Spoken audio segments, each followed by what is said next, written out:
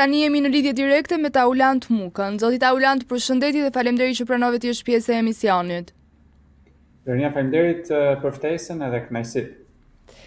Para kuvendit po zhvillohet një protestë qytetare kundër sistemit politik 36 vjeçar. Ju keni qenë për një periudhë të shkurtër pjesë e qeverisë socialiste. Si e gjykoni sot këtë protestë? Në radhë parë të kuptuar, meqense përmendet edhe prezantimin tim, që unë këtë shuplak që shoqëria ja ka dhënë, po ja jep shtetit ose sistemit anti-shtet të 36 viteve, ja kam dhënë 8 vite më parë. Dhe jam shumë i lumtur që shoqëria reagon tashmë për ditën e 54-rt, që nuk është parë asnjëherë në Shqipëri, por edhe në shumë vende të botës. Protesta e sotme ishte e bukur sepse nga shumë grumbullime që janë bërë para kuvendit, kjo e sot mja ruajti qetësinë, kishte durim, dhe pikërisht kjo qetësi dhe durim zhveshi shtetin i cili reagoi me dhunë. Pra e nxori lakurigj sistemin 36 vite, si se kryeministrin, qeverinë, që e ka trajtuar shoqërinë do shikon shoqërinë si armik dhe jo si një njerëzit cilëve duhet t'ju shërbej. Dhe pikërisht ky ishte mesazhi i ditës sotme, ishte një protestë që e nxori edhe një herë lakurigj, sikurse e ka nxjerrë në 54 ditë, një qeveri, një klasë politike që nuk i përgjigjet qytetarit, një klasë politike që e shikon qytetarin jo si një hapësirë që duhet i shërbej, por si një hapësirë që duhet ta godasi, dhe kjo ishte një pasqyrë shumë e bukur sot e kësaj gjendje që na ka mbajtur peng për 36 vite si shoqëri. Organizatorët e protestës pretendojnë se është koha për një brez të ri, që të marrë përgjegjësi dhe të sfidoj klasën tradicionale politike.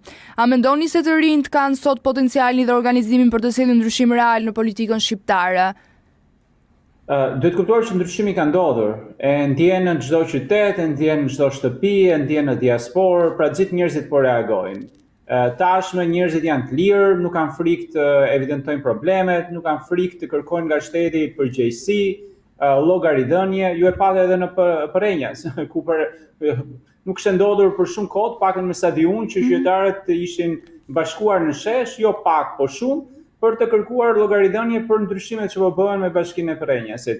Pra, sot qytetarët janë të lirë dhe këtë solli edhe pikërisht ky reagim që erdhi kryesisht nga rinia, që janë rritur si qytetar të lirë, janë rritur me internet, janë rritur duke parë botën se çfarë ofron, dhe kërkojnë që shteti të përgjigjet me një monedë, me të njëjtën monedë, me një njëjtin standard që Europa përfaqëson.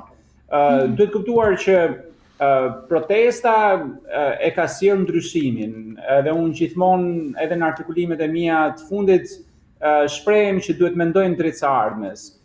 Pra ne i kemi zbrasur të gjitha ato energji, si thua negative të akumuluara në 36 vite, ku i evidentojmë të gjitha problemat dhe simptomat e sistemit 36 vite anti-shtet, tashmë duhet të shojmë drejt së ardhmes ku njerëzit e mendjes, njerëzit profesionistë, intelektualët duhet të mblidhen, të rajnë mendime, të diskutojnë se si mund të arrihet ndryshimi dhe për të sjellë një qasje të re në shoqërinë shqiptare. Sigurisht që shteti shqiptar ka të gjitha mundësitë për të qenë një shtet i standardeve evropiane, nuk i mungon forca profesioniste, sigurisht duhet të kishte shumë po të ishin bërë investimet e duara në 36 viteve, ka dhe një diasporë shumë të fuqishme, si për nga mendimi, si për nga zhvillimi profesional, që gjithashtu mund të vihet në shërbim shoqërisë, në rast se shoqëria di ta përdorë sikurse vendet e tjera bëjnë, dhe sigurisht të ndalojnë këtë pengmarrje që i ka ndodhur shtetit nga njerëz analfabet, lidhur me krimin, në të gjitha institucionet dhe në drejtimin e qeverive në këto 36 vite. A mendoni se partnerët ndërkombëtar po favorizojnë stabilitetin politik dhe kur ka pakënaqësi të forta qytetare? Unë nuk do thoja. Duhet kuptoni që kjo protestë solli një ndryshim shumë të madh.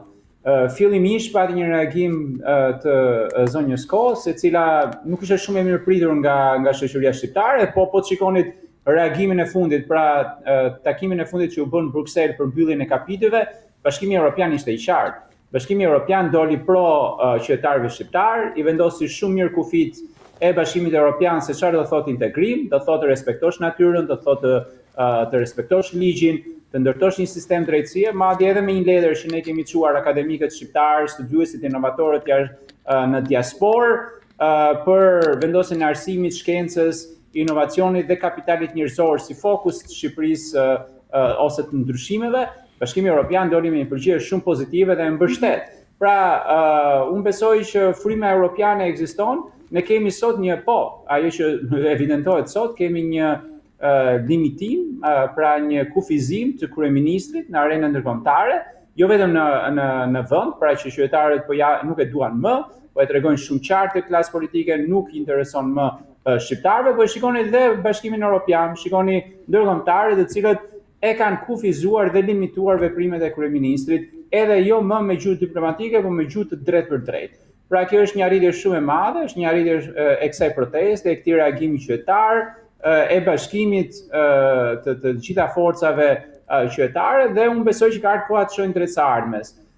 Duhet kuptuar që e ardhmja ndërtohet me dije, e ardhmja ndërtohet me profesionalizëm, ndërtohet me vizion, ndërtohet duke si thua përcaktuar qartë ëndrat që ke, dhe se si arrihet të i realizosh të ëndra. Dhe këtë mund ta japin përgjigje vetëm ose kryesisht njerëzit profesionistë në të gjitha fushat, në juridik, në art, në kulturë, në arsim, etj, pasi kjo krijon edhe Shqipërinë e dijes, Shqipërinë që ne të gjithë duam të standardeve europiane. A mendoni se protesta mund të prodhojë ndryshim? E ka bërë ndryshimin. Çfarë ndryshimi ka bërë? Po nuk ka ndodhur kurrë më parë që një kryeministër të bëhet qesharak. Pra postoj një kryeministër dhe gjithë shoqëria qesh. Ku e keni parë? Protesta po proteston për dorëheqjen e kryeministrit, ndërkohë që ai nuk po e jep. Mendoni që do ta jap në ditët në vazhdim? Duhet kuptuar kryeministri dhe qeveria ka rënë, nuk ka më legjitimitet. Një shoqëri që tallet me një kryeministër do thotë që mund të mbaj karrigen, por nuk ka fuqinë më vepruese. Një kryeministër mund të mbaj karrigen, por ndërkohë që ndërkombëtarët e kufizojnë, do thotë që fjala e tij nuk vlen më. Pra, duhet kuptuar që kryeministri dhe qeveria kanë rënë. Ai që shoqëria duhet ndërtojë tani është vizioni drejt së ardhmes, se si ne duhet ndërtojmë shoqëri pa këtë klasë politike që sot e ka marrë peng vendin. Dhe kjo është forca më e madhe e kësaj proteste. Duhet kuptojmë që ndryshimet duan kohë, duan durim, duan qetësi, po luftohet kundrejt një klase që ka jo 36 vite, ka mbi 8 vite në pushtet, se është vazhdimsi e elitës komuniste, kanë kapur ngushtë, pra kanë marrë peng shtetin, kanë marrë peng fuqinë ekonomike të shtetit, por fasada ka rënë dhe kjo është arritje shumë e madhe e një shteti. Pra në rast se një kryeministër që bën një postim dhe tallet gjithë shoqëria, duke filluar që nga njeriu e reja e deri tek nëna, kur shikon që i vën kufit tashmë të qartë në arenën ndërkombëtare se çfarë ka bërë gabim dhe se ku duhet shkojë, pra nuk i ecën më fjala dhe propaganda që kishte ndërtuar, duhet kuptoni që legitimiteti ka rënë. Dhe pritet në kohën e vazhdim të ndërtohet një vizion i ri për shoqërinë shqiptare. Po opozitën aktuale, si po e shikoni? Them drejtën, unë nuk është të merrem me opozitën, është qëndrimin e saj. Duhet kuptoni diçka, nëse do kishte patur opozitë në Shqipëri, nuk do kishim pritur 2026 për të reaguar kaq shumë ditë, jo vetëm në shesh, po kudo në Shqipëri edhe në diasporë. Duhet ketë patjetër reflektim nga gjithë krahët e politikës, nëse duan ta kuptojnë që ndryshimi është i domosdoshëm dhe i nevojshëm, dhe sigurisht i ngelet qytetarëve për të vendosur se si duhet të ecin përpara. Mesazhi është i qartë për gjithë klasën politike, qoftë atë të re, qoftë atë të vjetër. Kërkohet një frymë e re që është fryma e llogaridhënies, është fryma e përgjegjësisë, është fryma që politikani është shërbëtor dhe jo pekmarrës i shtetit, dhe nëse dhe çdo kush, pra çdo parti apo çdo politikan që i përgjigjet kësaj fryme, do gjej vend në shoqëri dhe do promovohet dhe do mbështetet. Uroj që të ketë reagime që vinë në këtë frymë, një pjesë shoh që kanë reaguar, një pjesë jo, po sigurisht që koha do e tregojë. Ju keni qenë një nga zërat më kritik për sistemin arsimor në Shqipëri. Si e shikoni sot atë? çdo gjë e keqe nga arsimi vjen. Pra një gazetar i mirë ndërtohet kur ka një arsim të mirë. Një mjek i mirë ndërtohet kur ka një arsim cilësor. Një mësues i mirë ndërtohet kur vendos kritere të forta dhe e mbështet formimin e tij apo të saj. Dhe prandaj ne jemi në këtë gjendje ku jemi sot. Ne kemi dhjetra mijëra juristë, por ndërkohë është shteti me probleme më të mëdha ligjore në Ballkan edhe në Europë.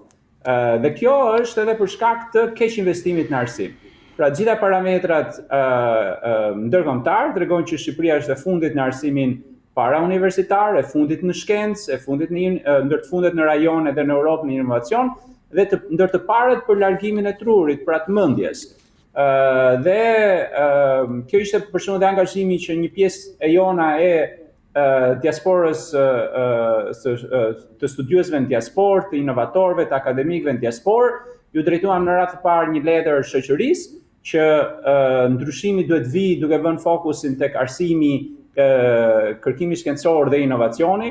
Së fundi çuam dhe një letër Bashkimit Evropian që integrimi i Shqipërisë në BE të fokusohet gjithashtu edhe në këto linja dhe të ndërtimi i kapitalit njerëzor, që ne kemi jashtëzakonisht shumë mangësi, pra janë mbi 2 deri në 4 milion shqiptar të larguar nga projeksione ndryshme, sepse nuk është vetëm shqiptari që largohet fizikisht, po edhe ata që duhet ishin në Shqipëri nëse do kishin një rritje natyrore.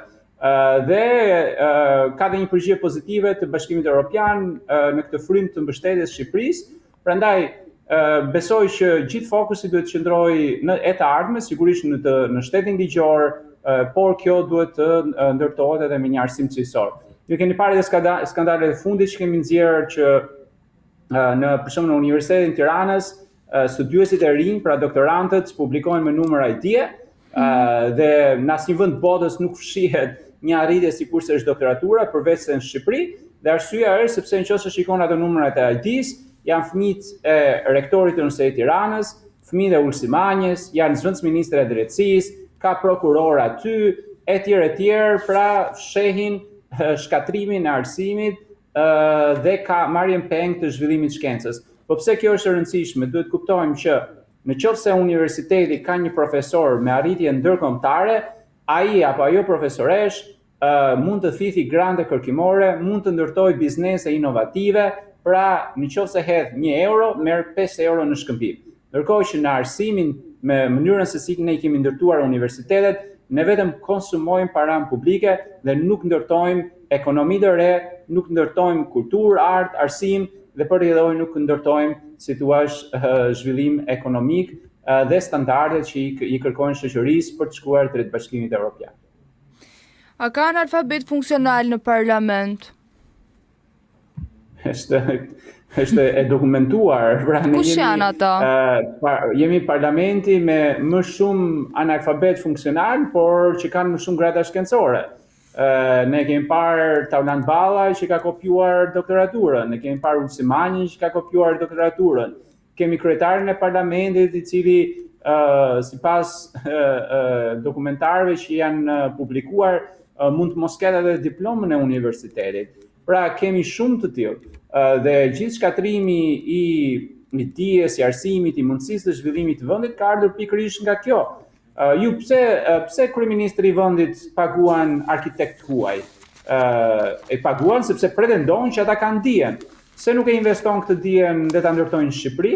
Pra kjo është mënyra se si ecën bota, ecën përmes zhvillimit dhe ndërtimit të kapaciteteve të vendit vet, dhe më pas i jep prioritet si thua kapaciteteve të huaja. Kurse ne ecim mbrapsh, a thua që ne jemi të pushtuar si shtet dhe nuk jemi një shtet i lirë, një shtet demokratik dhe një shtet që në bazë do të ketë qytetarin që paguan taksa dhe i duhet shërbyer në radh parë atij.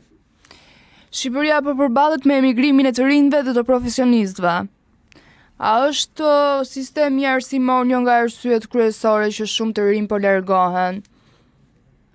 Patjetër, dhe këtë nuk e them unë, e thon shumë raporte, po ti pyesësh shumë të rinj edhe raportet tregojnë që një nga arsyet pse të rinj largohen është mungesa e arsimit, mungesa e perspektivës.